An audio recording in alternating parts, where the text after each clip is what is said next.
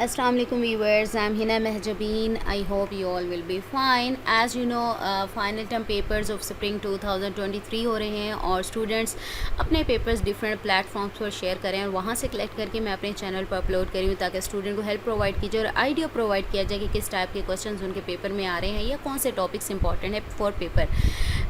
Okay जी, जब भी मैं आपके लेक्चर स्टार्ट करवाती हूँ तो उससे पहले गाइडलाइंस भी बताती हूँ, बट टुडेज़ गाइडलाइन स्टार्ट करने से पहले अगर आप मेरे चैनल पर न्यू हैं देन प्लीज़ मेरे चैनल को सब्सक्राइब कर दें एंड बेल आइकन को क्लिक करना मत भूलिएगा ताकि upcoming lectures, different assignments, quizzes and papers के नोटिफिकेशंस आप तक पहुंच जाएं।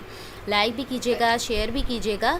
ओके जी, गाइडलाइंस क्या हैं? मैंने आपको मिड टर्म पेपर्स थे उससे पहले भी बताया था कि जब एमसीक्यूज़ की प्रिपरेशन करते हैं तो फर्स्टली आप लोगों ने क्या करना है, लेटेस्ट क्विज़ेस करने हैं। लेटेस्ट क्विज़ेस के बारे में बताया था कि मीन्स अगर आपके 4 क्विज़ेस हैं तो लास्ट 2 क्विज़ेस आई थिंक आपके फ़ाइनल टर्म सिलेबस में से आते हैं। इस बार आई थिंक मोस्टली जो सब्जेक्ट्स हैं उनका final term syllabus lecture number 19 to 45 है, बाकी के 22 to 45 भी होता है।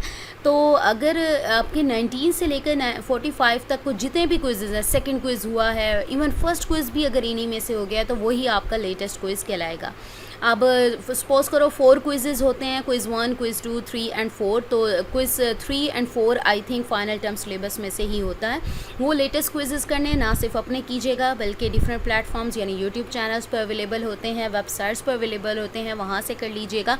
देन आपने देखने हैं पास्ट पेपर के क्विज़ेस। पास्ट पेपर के भी क्विज़ेस ये याद रखिएगा कि कुछ सब्जेक्ट्स हैं वो चेंज भी हुए हैं, कुछ के कुछ लेक्चर्स चेंज हुए हैं, तो इसलिए मैं आप लोगों से कहती हूँ कि लेटेस्ट क्विज़ेस देखिएगा प्रिपरेशन के लिए। बाकी थोड़ली आपने क्या देखना है, सब्जेक्टिव के लिए हैंडआउट्स देखते हैं, पास्ट पेपर से आइडिया ले लीजिएगा कि किस टाइप के क्वेश्चंस उसमें पूछे जाते हैं। आज जो पेपर शेयर करने वाली हूँ वो है CS 502 का पेपर किसी स्टूडेंट ने शेयर किया है। So let's see. एक शॉर्ट था, शॉर्टेस्ट पाथ वाले जो एल्गोरिदम है उसकी टाइप्स बतानी थी। शॉर्टेस्ट पाथ एल्गोरिदम है यानी जो एल्गोरिदम्स हैं उन्हें अच्छे तरीके से कीजिएगा, उनके बारे में पूछा भी जा सकता है, MCQs में भी आ सकता है। एक मैट्रिक्स मल्टीप्लिकेशन वाला था जिसकी कॉस्ट बतानी थी, ये भी मोस्ट इंपॉर्टेंट टॉपिक है। एक मैट्रिक्स मल्टीप्लाई हो रही थी, उसका ग्राफ या ट्री बनाना था। अब ये आपको जो मैट्रिक्स मल्टीप्लिकेशन वाला टॉपिक है ये इंपॉर्टेंट है कि क्योंकि इससे कॉस्ट बताने का भी आ गया और यहाँ पर ट्री या ग्राफ बनाने का भी आ गया।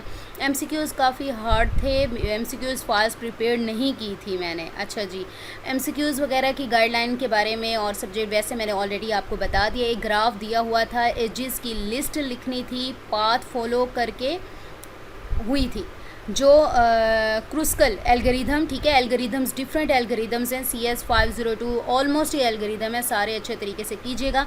इन्हें फॉलो करना था, ये 5 मार्क्स का था। ओके जी, इसको कीजिएगा। एक डेट आई थी एक एल्गोरिथम की कि कब से चला आ रहा है, MCQs में एजेस और वर्टिसेस बताने थे, शॉर्ट 3 मार्क्स का था। ये कुछ क्वेश्चंस है, ये सेट नंबर 1 है और भी जैसे जैसे स्टूडेंट शेयर करेंगे मैं आप लोगों के साथ शेयर कर दूंगी। आपको पता चल गया, आइडिया हो गया होगा कि एल्गोरिथम्स अच्छे तरीके से कीजिएगा। किसी की कॉस्ट फाइंड करने के लिए दी जा सकती है, किसी की ट्री या ग्राफ बनाने को दिया जा सकता है, एजेस वर्टिसेस वगैरह फाइंड करने को दिए जा सकते हैं। सो मुझे अपनी दुआ में याद रखिएगा, अपना ख्याल रखिएगा। टेक केयर, अल्लाह हाफ़िज़।